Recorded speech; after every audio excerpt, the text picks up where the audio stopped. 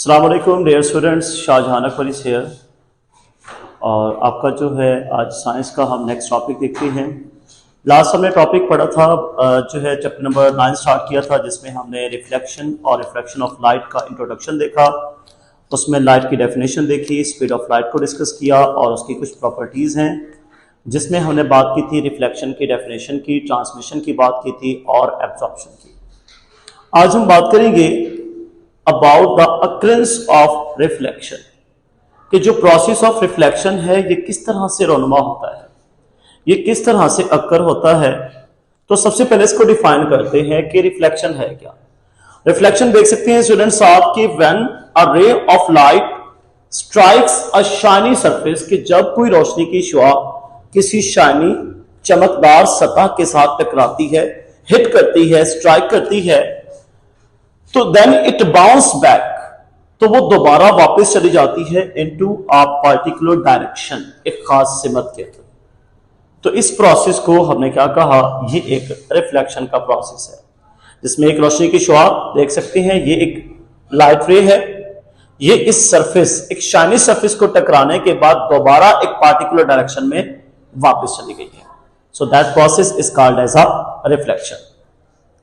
अब रिफ्लेक्शन के अंदर कुछ टर्म्स इस्तेमाल की जाती है, टर्मिनोलॉजीज हैं, जिसमें हम बात करेंगे इंसिडेंट रे की, जिसमें हम बात करेंगे रिफ्लेक्टेड रे की, उसके बाद उनके एंगल्स की बात करेंगे, एंगल ऑफ इंसिडेंस की, एंगल ऑफ रिफ्लेक्शन की, और साथ में नॉर्मल की भी बात करेंगे। ये आप देख सकते हैं डायग्राम में जो डिफरेंट ये चीजें हैं, इनको अब हमने डिस्कस करना है।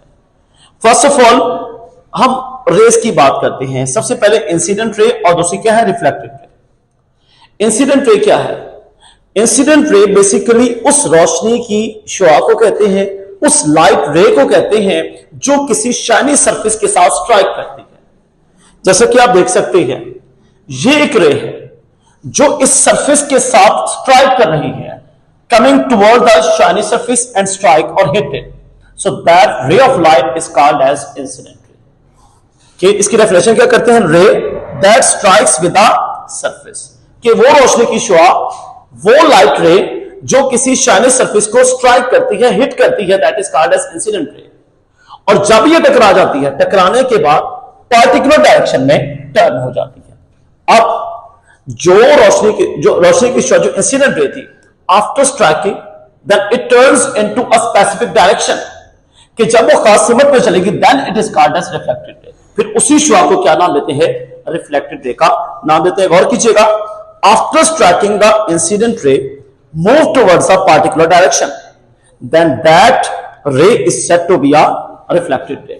फिर उस रे को रिफ्लेक्टेड रे कहा जाता है। तो ये दो रेज है, इंसिडेंट रे और रिफ्लेक्टेड रे। इसके बाद बात करते हैं पॉइंट ऑफ इंसिडेंस की। देखिए, कोई भी रोशनी की शुआ है, वो शाइनी सरफेस पर किसी खास पॉइंट के साथ हिट करती है, तो जिस पॉइंट पर वो इंसिडेंट रे हिट करेगी, that point is called as point of incidence.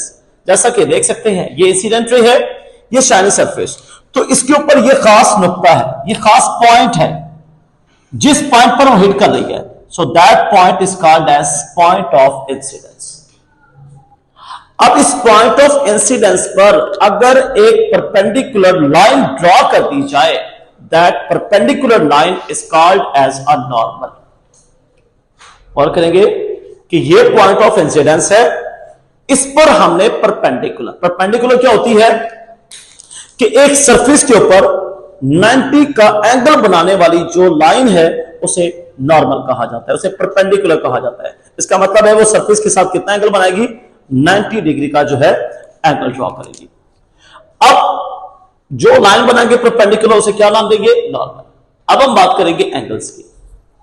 यहां पर डिफरेंट एंगल्स बनते हैं बेसिकली, कि जो इंसिडेंट रे है और रिफ्लेक्टेड रे, ये दोनों ही एंगल फॉर्म करती है, एंगल्स बनाती है, किसके साथ, उस परपेंडिकुलर लाइन के साथ जो पॉइंट ऑफ इंसिडेंस पे बनाई गई है। पॉइंट ऑफ इंसिडेंस पे कौन सी लाइन बनाई गई है, नॉर्मल, जो परपेंडिकुलर है। परपेंडिकुलर कौन सी है, नॉर्मल है। इसके साथ ये दोनों शॉन क्या करेंगे, एंगल बनाएंगे। जो इंसिडेंट रे इस नॉर्मल के साथ एंगल बनाएगी, उसे कहेंगे एंगल ऑफ इंसिडेंस। और जो रिफ्लेक्टेड रे एंगल बनाएगी उसे कहेंगे एंगल ऑफ रिफ्लेक्शन। और कीजिएगा, इनकी प्रेजेंटेशन भी है कि एंगल को रिप्रेजेंट करने के लिए यह साइन होती है, ये आपके पास साइन है, that is used to represent the angle. So जो इंसिडेंट रे एंगल बनाएगी नॉर्मल के साथ उसे कहेंगे एंगल ऑफ इंसिडेंस, और जो रिफ्लेक्टेड रे एंगल बनाएगी उसे कहेंगे एंगल ऑफ रिफ्लेक्शन। ठीक हो गया? डिफाइन देखें कि angle form between the normal and incident ray, कि नॉर्मल और इंसिडेंट रे के दरमियान जो एंगल बनेगा उसे एंगल। और की जगह बच्चे अक्सर गलती करते हैं कि इस एंगल को यहां पर रिप्रेजेंट कर देते हैं, तो यह गलत है। Angle is formed in between incident ray and normal, incident ray और नॉर्मल के दरमियान इसका एंगल यहां पर रिप्रेजेंट कर देते हैं, यह भी गलत है। नो डाउट कि यहां पर एंगल बन रहा है, लेकिन सरफेस के साथ नहीं, नॉर्मल के साथ है। ठीक हो गया? सो ये जो है ये रॉन्ग है। डायग्राम बनाते हुए आपने इस बात को ध्यान में रखना है। Angle is formed in between incident ray and normal, angle is formed between reflected ray and a normal. तो ये इन दोनों के दरमियान बनने वाला एंगल ऑफ इंसिडेंस है, इन दोनों के दरमियान जो है बनने वाला एंगल वो क्या होगा? एंगल ऑफ रिफ्लेक्शन होगा। इसको रिप्रेजेंट एंगल आई से, इसको एंगल आर के साथ। इसके बाद हम देखते हैं कुछ लॉज है कि जो भी रिफ्लेक्शन का प्रोसेस होता है उसके लिए कुछ कवानीन है, कुछ रूल्स हैं। उन रूल्स की बात करें तो there are two basic rules या two basic laws of reflection. सबसे पहला कि अगर तो रोशनी की शुआ किसी स्मूथ शाइनी सरफेस से टकराती है, मैंने पहले बताया था रिफ्लेक्शन के लिए शर्त नहीं है कि सरफेस स्मूथ होगी, वो रफ भी हो सकती है। ठीक हो गया? बट शाइनी होना जरूरी है। ठीक हो गया? जब रिफ्लेक्शन किसी स्मूथ शाइनी सरफेस से होती है तो एंगल ऑफ इंसिडेंस और एंगल ऑफ रिफ्लेक्शन दोनों बराबर होते हैं। पहला point, the angle of incidence and angle of reflection are equal condition if the process of reflection occurs on a smooth shiny surface। जैसा कि देख सकते हैं ये एक एंगल है, आपके पास एक एंगल है। मिसाल के तौर पे ये जो एंगल है आपके पास इट इज अबाउट 35 डिग्री, ये 35 डिग्री है, तो ये भी 35 होगा। उसकी वजह क्योंकि रिफ्लेक्शन का प्रोसेस कौन सा है? स्मूथ शाइनी सरफेस पर है। एंगल ऑफ इंसिडेंस और एंगल ऑफ रिफ्लेक्शन क्या होंगे? दोनों बराबर होंगे, इक्वल होंगे। Is that clear? So that is our first law of reflection. दूसरा लॉ क्या है? Incident ray, reflected ray and normal all lies on the same plane, कि तीनों ही एक ही प्लेन पर लाई करती हैं। अब एक प्लेन पर लाई करने का क्या मतलब है?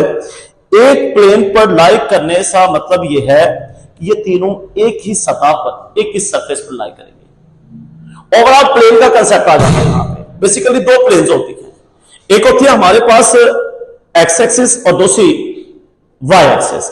ये बेसिकली प्लेन के अंदर हमारे पास जो टू डायमेंशनल सिस्टम होता है उसमें आ जाती है। और याद रखिएगा कि एक पेज या एक जो हमारे पास ये जैसे व्हाइट बोर्ड है इसके अंदर दो ही प्लेन्स हैं, एक एक्स एक्सिस है और दूसरी वाई एक्सिस है। ये देख सकते हैं आप, ये सरफेस की प्लेन एक्स एक्सिस और ये नॉर्मल है वाई एक्सिस। और याद रखिएगा कि तीनों ही इसी सेम प्लेन के अंदर लाई करती हैं। Is that clear?